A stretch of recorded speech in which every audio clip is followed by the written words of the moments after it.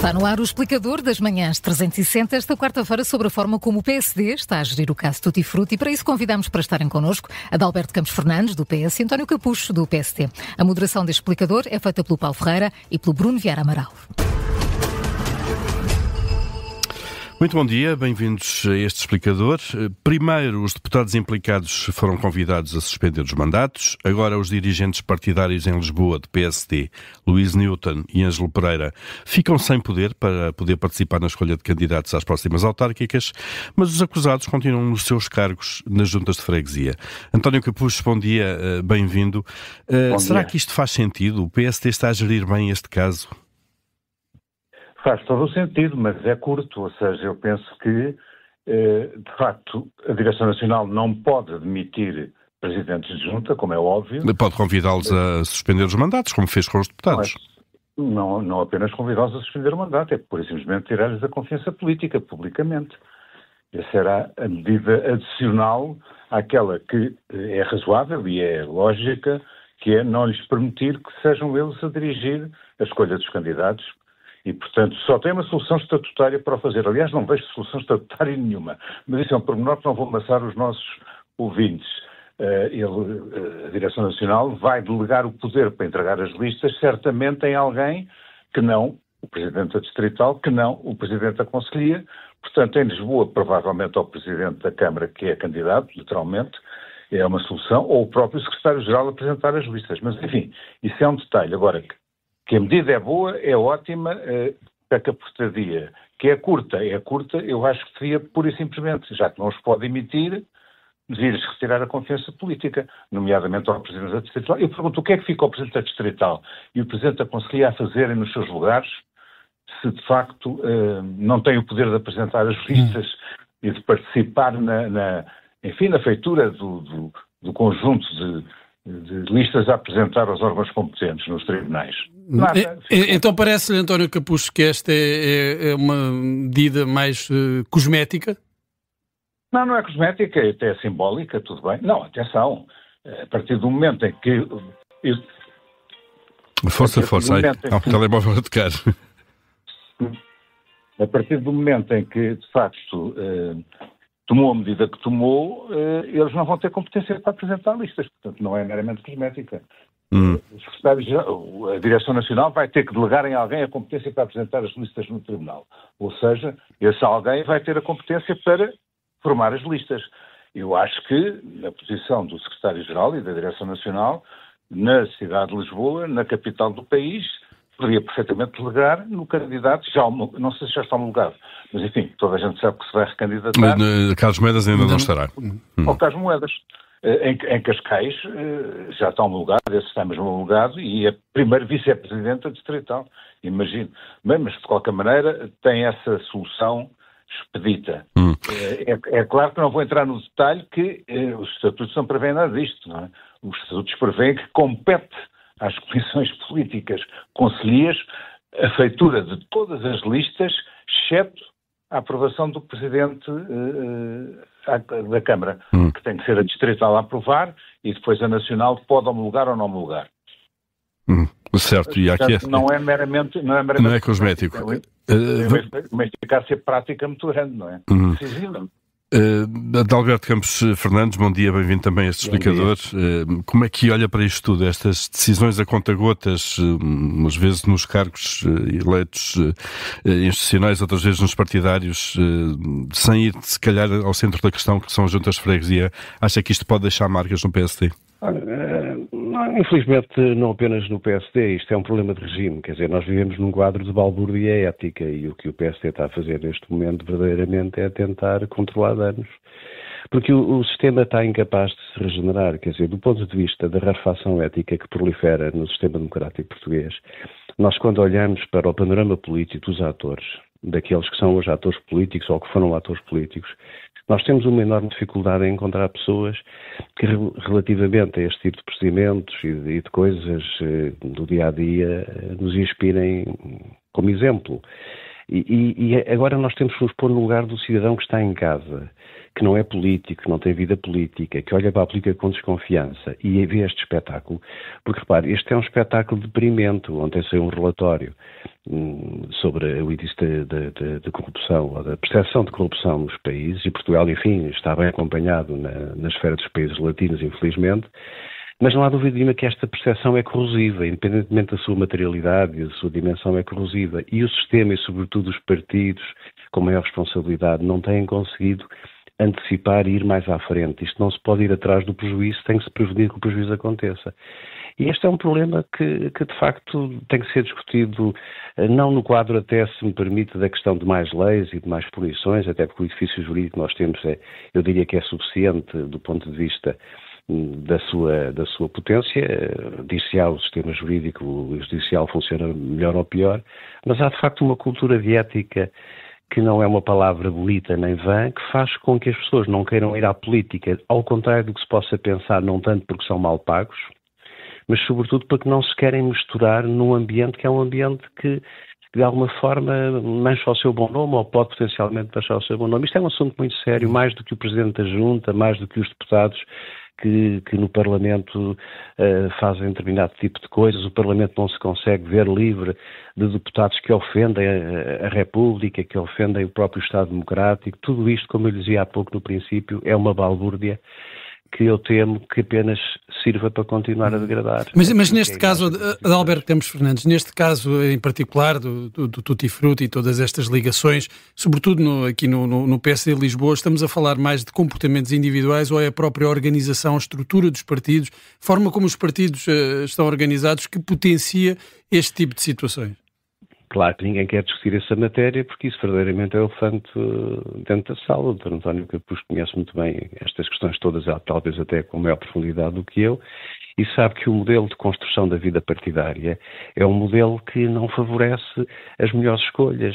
Os partidos estão fechados sobre si próprios, procuram criar normas e regras para impedir que pessoas vindas de fora possam, de facto, participar na vida política. Há lógica de grupo, há lógica, digamos, de cabados de votos. Isso vê-se, enfim, tem-se visto de uma forma geral ao longo dos anos. E depois, até nos partidos, digamos, emergentes, como os que chegam agora, nós vemos que, de facto, o recrutamento é feito nos segmentos piores da sociedade, em termos daquilo que é, olha para o que eu digo, não olhes para o que eu faço. Quer dizer, tudo isto cheira a uma enorme hipocrisia que tem que ver com a qualidade da vida democrática, por um lado institucional, do ponto de vista, enfim, do Parlamento, dos governos e da Presidência da República, e depois tem que ver com aquilo que é a capacidade dos partidos, numa democracia madura, serem capazes de atrair os melhores, aqueles, sobretudo, que olham para a política não como um instrumento para ganhar dinheiro ou para fazer negócios, mas para que durante algum tempo, ainda que temporariamente, servir o interesse comum.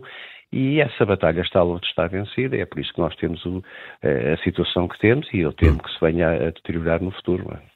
António Capucho, vamos então olhar para este elefante na sala, como o Adalberto Campos Fernandes acaba de denominar, que tem a ver com a rede de poder, muitas vezes invisível para o comum dos mortais e para os cidadãos eleitores, mas que no fundo também pode estar na origem das eleições das direções partidárias.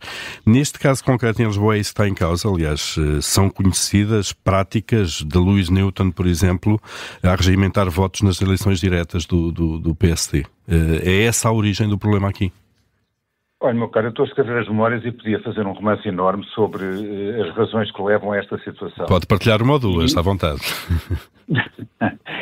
Eu demoraria muito tempo a entrar noutra altura, se sou capaz de abundar nesse sentido. Então vamos a isso.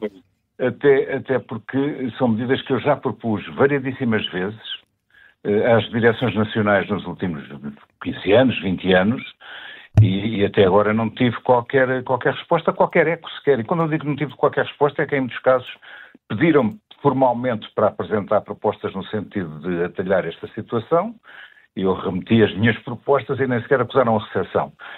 E a situação é conhecida já há muitos anos, e há medidas práticas que podem não erradicar completamente este ou aquele comportamento individual perverso, mas podem acabar com esta situação de galopinagem da regimentação, enfim, aquilo a que estamos a assistir. E até vou mais longe.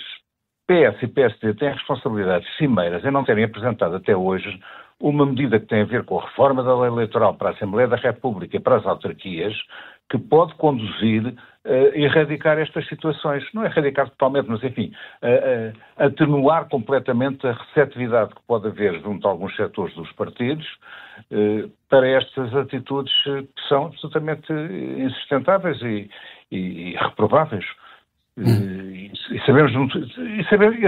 Toda a gente sabe perfeitamente que elas existem há variedíssimos tempos, desde um simples pormenor, que é a possibilidade legal, no seio de um partido, de fulano pagar as cotas de não sei quantos outros militantes, para depois os arregimentar para votar a troco, sei lá de quê.